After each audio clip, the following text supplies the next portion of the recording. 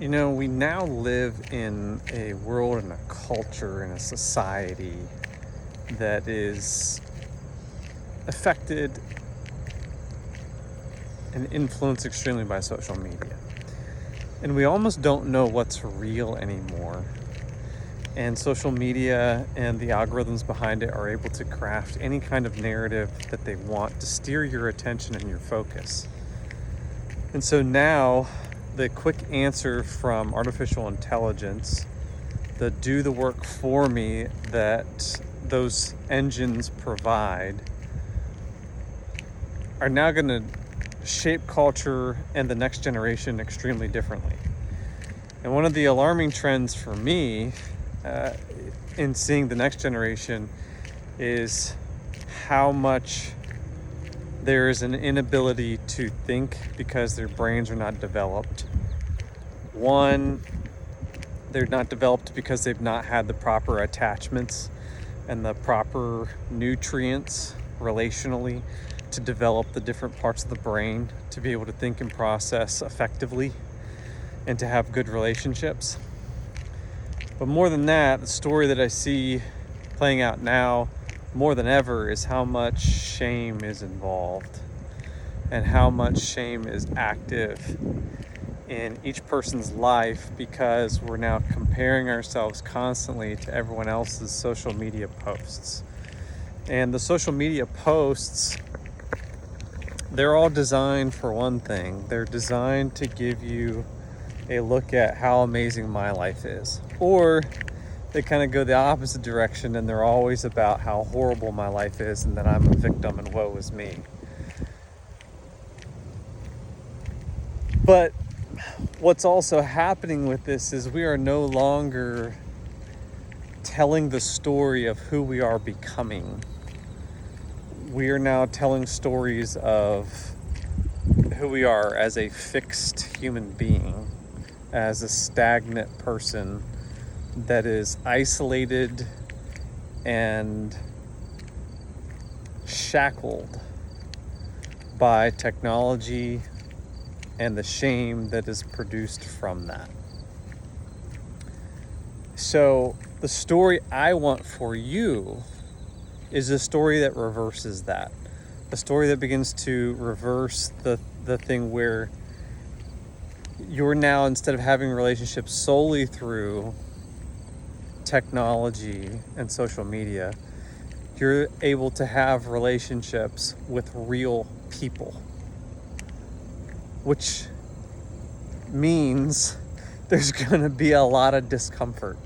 You can find people that are very comforting and comfortable, but if you stay there constantly, that's not a relationship that I want to be a part of for the long term. I want someone who's going to challenge me in a supportive way.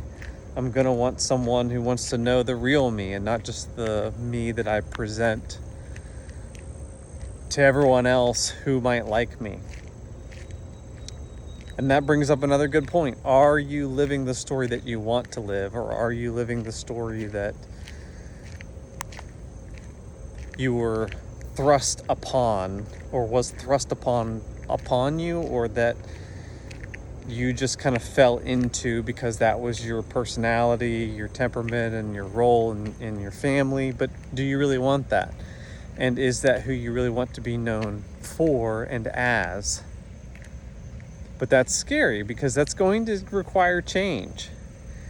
And the people who do know you a certain way, and will they accept and encourage the growth of the new you that's going to come?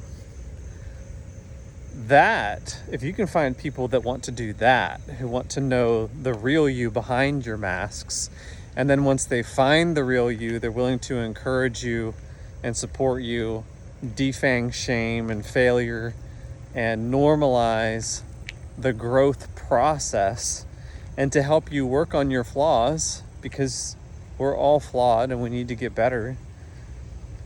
But do they use that to continue to demean you and put you down, or do they actually support you and want you to flourish?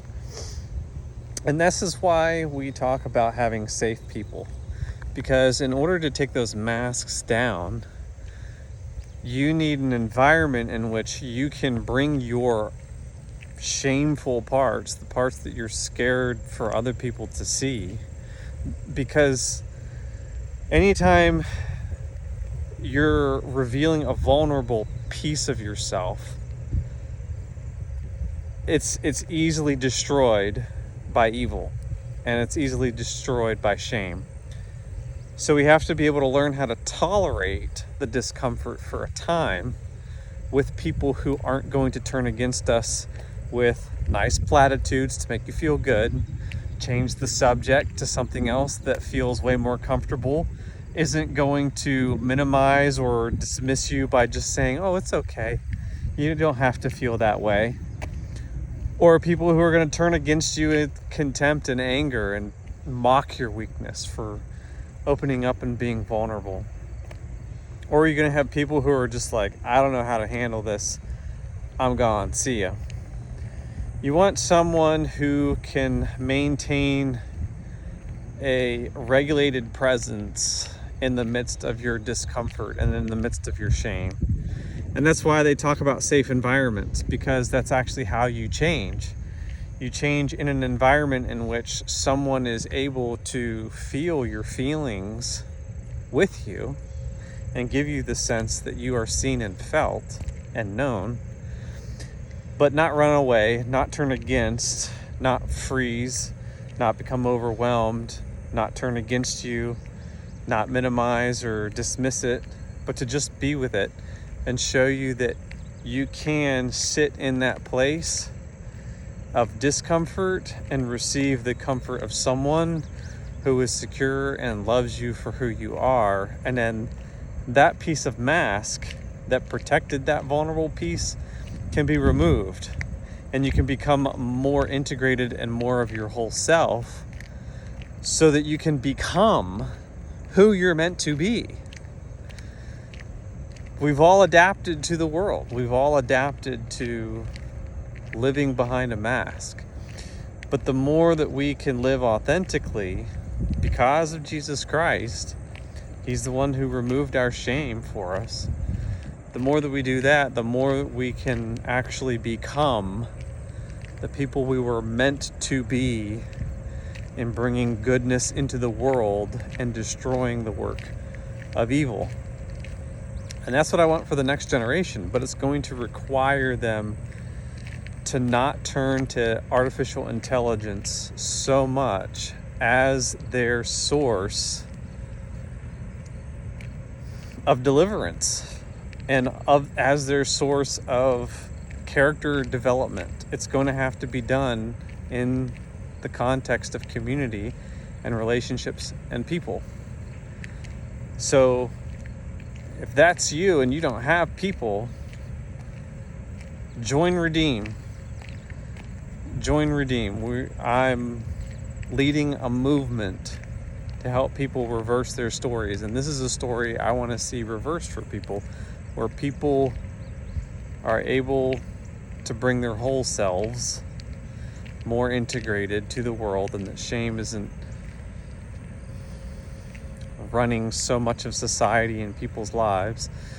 And they're in the process of becoming. They're not perfect, but they're able to acknowledge their flaws and their failures and their shortcomings and change because they're loved. Reverse your story.